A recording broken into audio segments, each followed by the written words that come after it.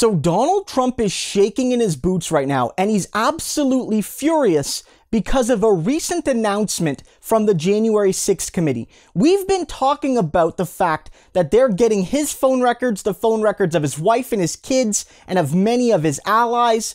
But it's also been announced that they are looking for particular about information regarding Donald Trump's mental stability and fitness for office. Basically, they are looking for any documentation to prove that Donald Trump is a demented, insane maniac, and that he was in particular between his election loss and leaving office on January 2021.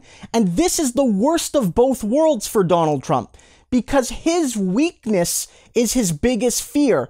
Being exposed as weak, exposed as unfit, is Donald Trump's worst, most terrifying fear, because he likes to portray himself as a strong man, even if that's totally against the reality staring us in the face. That's part of Donald Trump's right-wing movement, is portraying strength and virility and power even when you don't have any. And this is all the bigger because of what we know from within his family. Check this out. We're looking for documents pertaining to the mental stability of the former president or his fitness for office in the days between the insurrection and the inauguration.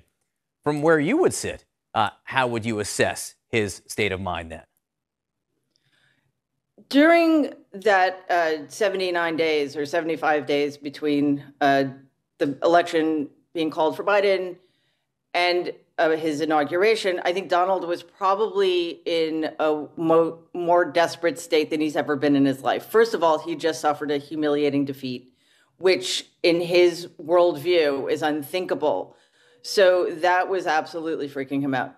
On the other hand, he was still trying, one, to spread the big lie, which would somehow allow him to cling to power, because again, without it, he is subject to all sorts of criminal investigations and lawsuits. So I think we saw over that time a withdrawal. He apparently forgot that COVID even existed during that period of time. And we saw increasingly desperate attempts to spin and to get out of having to face the responsibility for his actions. And I think one of the results of that was the insurrection of January 6th, which he incited. So that's Mary Trump, right? Mary Trump is in a unique place to judge Donald here as a psychologist and as a family member. And what she's saying is absolutely crucial, that Donald Trump was always sort of unhinged, but during that crucial interval was absolutely out of his depth and totally unfit for his office.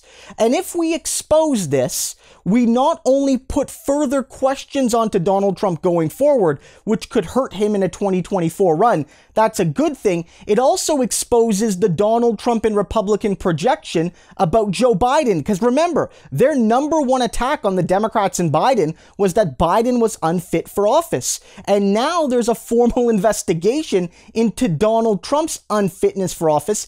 And I guarantee you, they're going to find things. There has been open discussions, some reporting I covered months ago, that some of the Trump kids were worried about Donald Trump's mental fitness. And it wouldn't surprise me if some of those things are expressed in some of those calls, say, between the Trump kids. If there's one thing above all that he doesn't want to come out on this committee, it's that he is cuckoo and he doesn't have the brain for the job, because now he's got it at both ends.